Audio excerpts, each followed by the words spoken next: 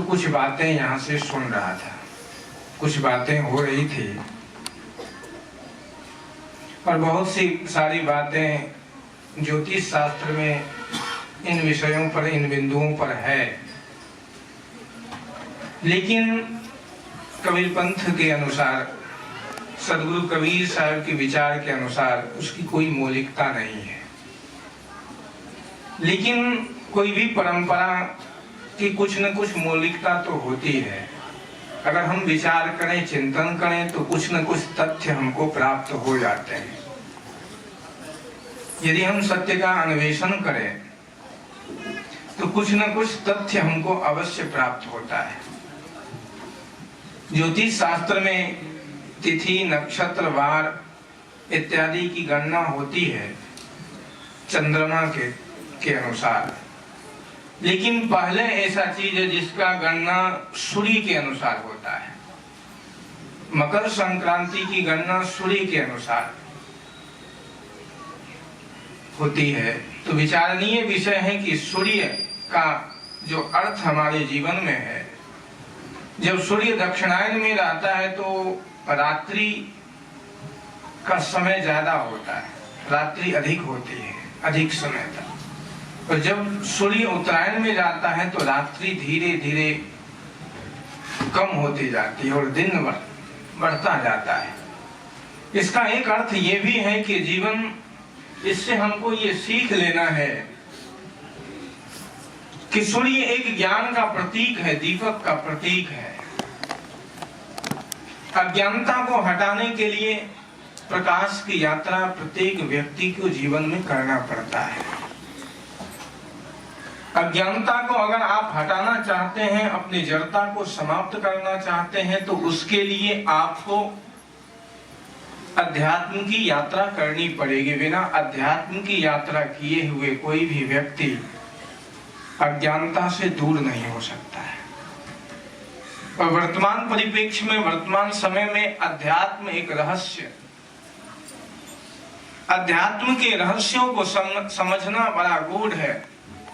और गूढ़ विषय पर मैं आज आप लोगों के बीच उपस्थित हुआ और बहुत ही विवादास्पद विषय है और इसको जाने बिना आदमी के जीवन में शांति नहीं हो सकती है। हमारे शास्त्रकारों ने कहा कि अध्यात्म क्या है, योग क्या है। मैं व्याकरण का छात्र रहा हूं, रात दिन व्याकरण पढ़ता हूं, पढ़ाता हूं। व्याकरण में समास आते हैं, अव्ययी भाव समास से अध्यात्म शब्द की निष्पत्ति होती है, जिसका अर्थ होता है आत्मनि अधि। आत्मन शब्द का सप्तमी विभक्ति में रूप बनता है आत्मनि, अर्थात आत्मा में लौटना, अपने में लौटना, यही अध्यात्म है। अपने को जानना, अपने को पहचानना, अपने आप में लौट आना, यही अध्यात्म है। और अभी तक हमारी यात्रा संसार की हो रही है। अभी तक हम सांसारिक प्राणी पदार्थों के पीछे दौड़ रहे हैं। अभी तक हमारी यात्रा अध्यात्म की यात्रा नहीं हुई है।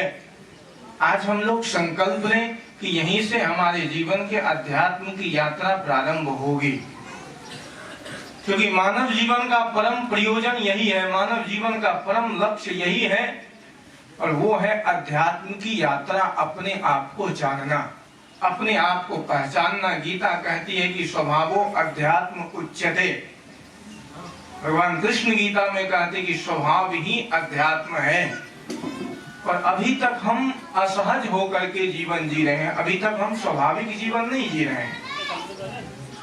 अभी तक हमारी यात्रा अध्यात्म की यात्रा नहीं हुई है। अभी तक हम संसार की यात्रा करते रहे, जीवन भर सांसारिक पदार्थों को जोड़ते रहे और सांसारिक पदार्थों को इकट्ठा करते रहे, भौतिक संपदाओं के पीछे दौड़ते रहे।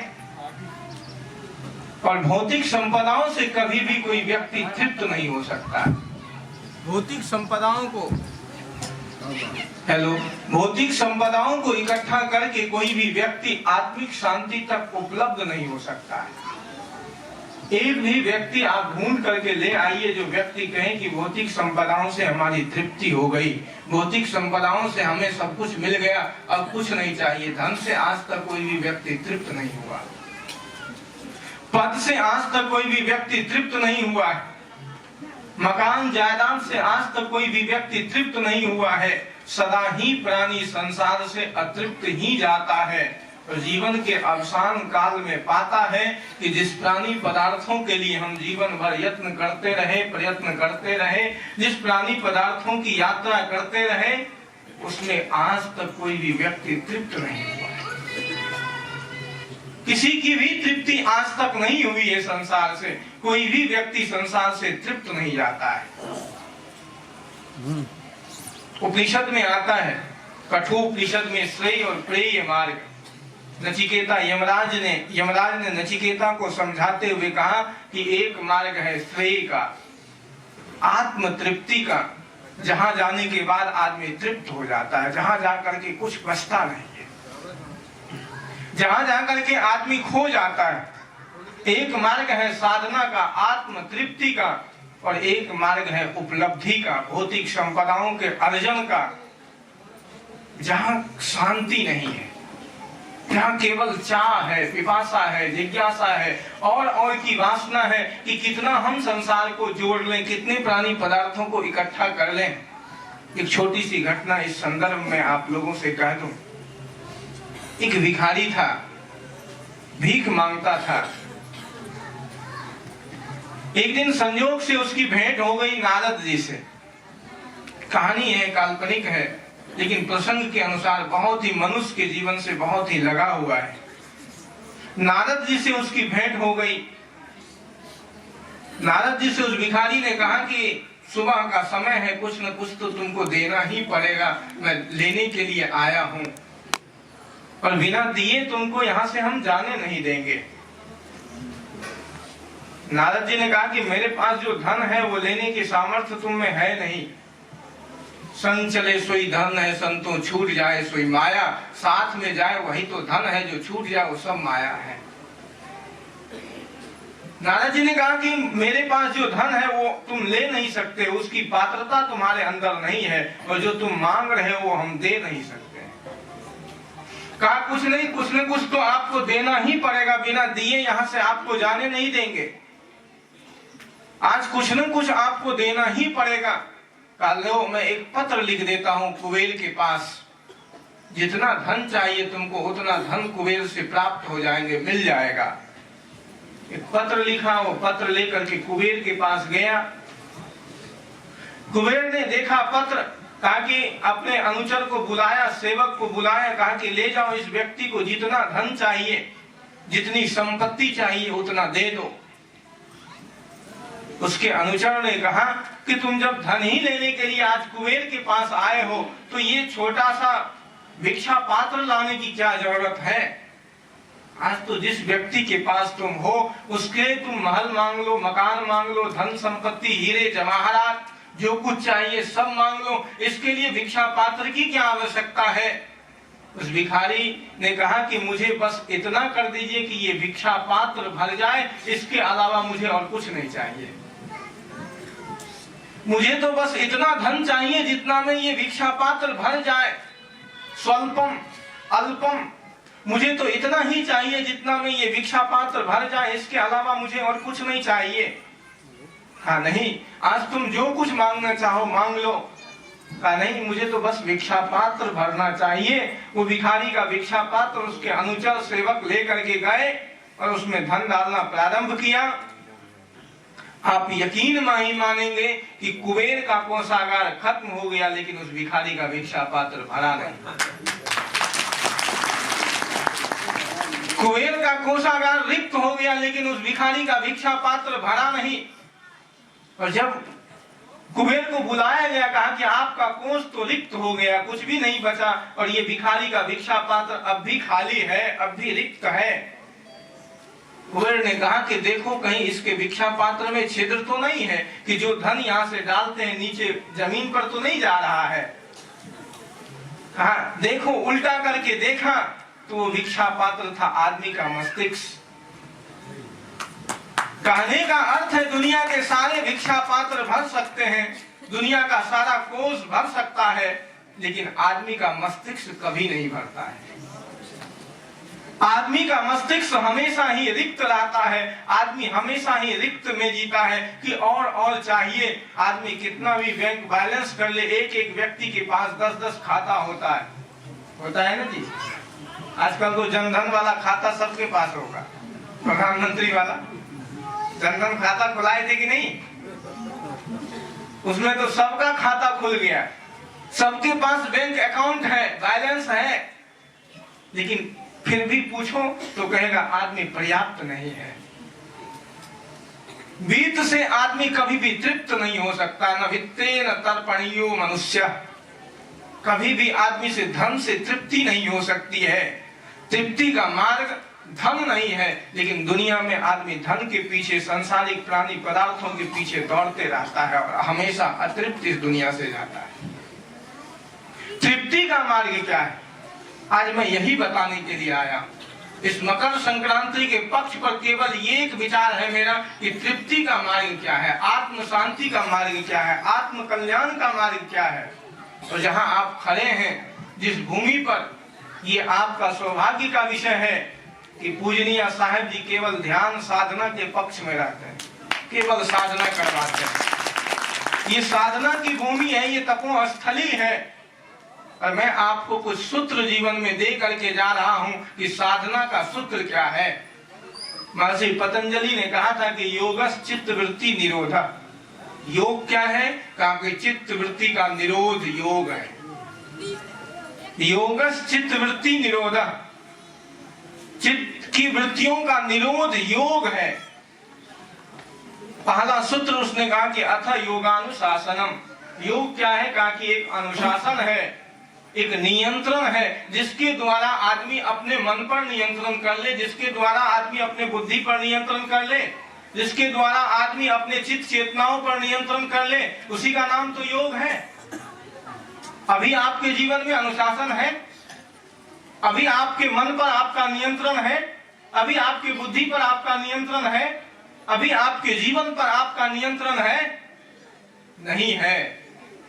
अभी आप से कोई पता नहीं, हठात बलात् कई लोग कहते कि पाप में हमारी प्रवृत्ति नहीं है, लेकिन फिर भी कैसे हो जाता पता ही नहीं चलता है। गलत काम करना तो नहीं चाहता हूं, लेकिन फिर भी हो जाता है। यही प्रश्न किया था अर्जुन ने भगवान कृष्ण से, अत्केन प्रयुक्तो यम पापम चरति पुरुषा अनिच्छन्नपि। नहीं चाहते हुए भी बलात् हठात, अत्केन प्रयुक्तो यम पापम चरति पुरुषः, अयम पुरुषः पापम चरति। केन, किसके द्वारा, बलात् और हठात, किसके द्वारा आदमी पाप का आचरण करता है, नहीं चाहते हुए भी। तो भगवान कृष्ण ने कहा कि काम एषः, क्रोध एषः रजोगुण समुद्भवः। कहा कि काम की भावना, काम के वशीभूत होकर के आदमी नहीं चाहते हुए भी गलत कर्मों में प्रवृत्ति होती है इंसान की। अभी तक आपका आपके मन पर नियंत्रण नहीं है, आपकी बुद्धि चेतनाओं पर नियंत्रण नहीं है, और आप कहते कि हम योगी हैं, हम ध्यान साधना करते हैं, ध्यान की साधना के मार्ग में आप कोड़े हैं, बिल्कुल अधूरे हैं। अभी तक आप पहुंचे नहीं हैं, अभी तक आप श्रेष्ठ मार्ग का अनुसरण नहीं किए कि ध्यान की प्रक्रिया क्या हो सकती है, चित्त की क्या अवस्था हो सकती है। चित्त की कई अवस्था है, चित्त अवस्था है, विचित्त अवस्था है, निरुद्ध अवस्था है, एकाग्र अवस्था है। इन अवस्थाओं से ऊपर उठ करके कभी मन में चंचलता आता है, कभी संसार के प्रति विरक्ति हो जाती है, कभी संसार के भोगों के प्रति आदमी आसक्त हो जाता है, कभी संसार को आदमी भोगना चाहता है।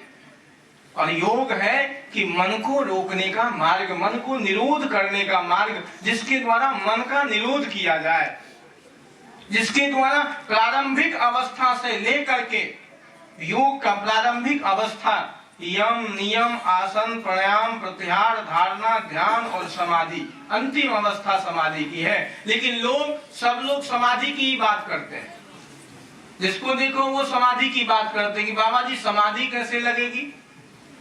ये बीड़ी पीने वाला आदमी भी कहता है कि समाधि के विषय में कुछ बता दीजिए, भगवान के विषय में बता दीजिए। वो पीता है बीड़ी, गांजा पीता है, चरस पीता है, उसको भी आध्यात्मिक ज्ञान चाहिए। अरे भैया, अभी तक तो आपने अपने मन का नियंत्रण नहीं किया, अभी तक आहार विहार शुद्ध नहीं हुए आपके, और आध्यात्मिक चेतना को जानना चाहते, इतना आसान है क्या? इतना रहस्यात्मक वाक्य है कि इस रहस्य को समझने के लिए बहुत दिनों तक आदमी को अभ्यास करना पड़ता है। अभी तक तो आप नियंत्रण नहीं किया, यम नियम नहीं है आपके जीवन में, और जब तक आपके जीवन में यम नियम नहीं आएगा, साधना का प्रथम सोपान यही है, यम और नियम। यम क्या है? अहिंसा, सत्यास्तेय, ब्रह्मचर्य, अपरिग्रह, यमा। अहिंसा, किसी भी प्राणी की हिंसा नहीं करे। शुद्ध रूप में मैं बता रहा हूँ साधना का पक्ष। अगर एक एक विषय पर चर्चा किया जाए तो कई दिन लग जाएंगे। एक एक पक्ष पर, केवल यम पक्ष पर चर्चा किया जाए तो एक सप्ताह से कम में खत्म नहीं होने वाला है। अहिंसा, किसी भी प्राणी की हम हिंसा नहीं करें। मानसिक हिंसा है, शारीरिक हिंसा तो आदमी करता ही है, मन से भी अगर हम किसी को दुख देते हैं, अपने शब्दों से भी अगर किसी को दुख देते हैं, ये भी हिंसा है एक प्रकार का। किसी भी प्राणी की हिंसा नहीं करें। अहिंसा, सत्य, सत्य में प्रतिष्ठित हो। एक आदमी बोल रहे थे सत्य की कि मैं सत्य 99 पॉइंट कितना मैं सुन रहा, मेरा क्योंकि लक्षण है कि मैं जहां भी जाता हूं, क्योंकि अक्सर मुझे बाद में बोलने का समय मिलता है, अंतिम में बोलने का समय मिलता है, तो मैं जहां बैठता हूं आसन पर, वहां प्रवक्ताओं को सुनता हूं कि कौन क्या बोल रहा है, सुनने की, क्योंकि सुनने की आदत है। तो एक प्रवक्ता बोल रहे थे कि 99 पॉइंट कुछ प्रतिशत मैं समझता हूं कि झूठ नहीं बोलूं, हमेशा सत्य बोलूं। तो सत्य में प्रतिष्ठित जो व्यक्ति है, जो सत्य बोलता है, सत्य का आचरण करता है, अहिंसा, सत्य, ब्रह्मचर्य, ब्रह्मचर्य में जो व्यक्ति प्रतिष्ठित है, ब्रह्मचर्य का और भी व्यापक अर्थ है, वो सारी बातें बाद में कभी होगी। तो ब्रह्मचर्य हो गया। अपरिग्रह, ये साधक का सबसे बड़ा लक्षण है कि साधक परिग्रह करने वाला नहीं होता है, संतोषी होता है। स्वल्प में आदमी जो संतुष्ट हो जाता है वही साधक हो सकता है। जिसको बहुत बनाने की जिज्ञासा है, यहीं से कोई कह रहा था कि आजकल के साधु भी बहुत साधुता नहीं रही उसमें। यहाँ से कोई भाई बोल रहे थे कि आजकल के साधुओं में भी साधुता नहीं रही। क्यों? क्योंकि आजकल के साधुओं में भी प्रवृत्ति है जोड़ने की, कि हम कितना जोड़ लें और हमारे पास कितना हो जाए, कितना वैभव हो जाए, और जितना जो वैभवशाली है उसको लोग उतना बड़ा साधु मानता है। ये विडंबना है कि आज के समय की, जिसके पास जितना वैभव है उसको उतना बड़ा साधु मानता है कि ये उतने बड़े साधु हैं, इतने बड़े त्यागी हैं। मकान बना दिया, घर बना दिए, जितने कोठली है, मकान है, वो उतना बड़ा साधु है। साहब जी कह रहे थे कि हमारी इसमें प्रवृत्ति ही नहीं है, मैं तो बस एकांत में बैठा रहता हूँ। ये मकान भी इन लोगों ने, यहाँ के भगत लोगों ने बनाया, इसमें हमको कोई पता ही नहीं है कि कैसे बन गया, क्या बनाया, कोई लेना देना नहीं है। तो आदमी को अपरिग्रही होना चाहिए कि हम बहुत जोड़ने के चक्कर में नहीं रहे, बहुत कमाने के चक्कर में नहीं रहे। अरे भैया कितना कमा लोगे, सब तो एक दिन यही छूट जाएगा, कोई साथ जाने वाला नहीं है। केवल आदमी इतना याद कर ले। और हम लोग परिग्रही बहुत होते हैं कि परिग्रह करना चाहते हैं, धन का, वस्त्र का। एक आदमी के पास अगर 2 वस्त्र है, 4 वस्त्र है, तो वो चाहता है कि 10 वस्त्र हो जाए। होता है ना, अलमारी में कस कस के आदमी वस्त्र रखता है। आभूषण 2 हैं, 4 हो जाए, 5 हो जाए, 10 हो जाए। परिधान का संग्रह करना चाहता है, वस्त्रों का संग्रह करना चाहता है, आभूषणों का संग्रह करना चाहता है। इसी कुछ चीजों का आदमी जीवन में संग्रह करना चाहता है। यही कुछ वांछाएं हैं इंसान की। अरे भैया कितना संग्रह कर लोगे। इसी के लिए तो आदमी पाप करता है, इसी के लिए तो आदमी अनैतिक कर्म करता है, इसी के लिए आदमी लूटता है, इसी के लिए आदमी गलत कर्म करता है। केवल इतना विचार ले। एक छोटी सी कहानी इस प्रसंग में कह दो, मैं फिर अपनी बातों पर आ जाऊंगा। एक प्रसंग आता है राजा भोज का। राजा भोज बहुत बड़े प्रतापी राजा थे। अंतिम अवस्था आई तो पत्नी पहले चल बसी, उनकी भी जाने की अवस्था आ गई। वो जा रहे थे, जाते समय अपने भाई को बुलाया। और लोभ जो होता है मनुष्य के जीवन में पाप का कारण होता है। लोभा पापस्य कारणम। लोभ क्या है? पाप का कारण है। पाप का बीज वहीं से पनपता है। और लोभ आता कहां से है? जब आदमी धन को देखता है, किसी की स्त्री को सुंदर देखता है, किसी का धन बढ़िया देखता है, किसी की संपत्ति को देख करके, किसी का पद देख करके आदमी के भीतर में लोभ आता है। यही कुछ लोभ के साधन हैं जहां से आदमी के जीवन में लोभ आता है। चारित्रिक लोभ हो चाहे मानसिक लोभ हो, किसी प्रकार का लोभ नहीं होना चाहिए। जब वो मर रहे थे तो अपने बेटे को, अपने भाई को बुलाया, और उसका बेटा उस समय 8 साल का था, बस 8 साल का छोटी सी आयु का बच्चा।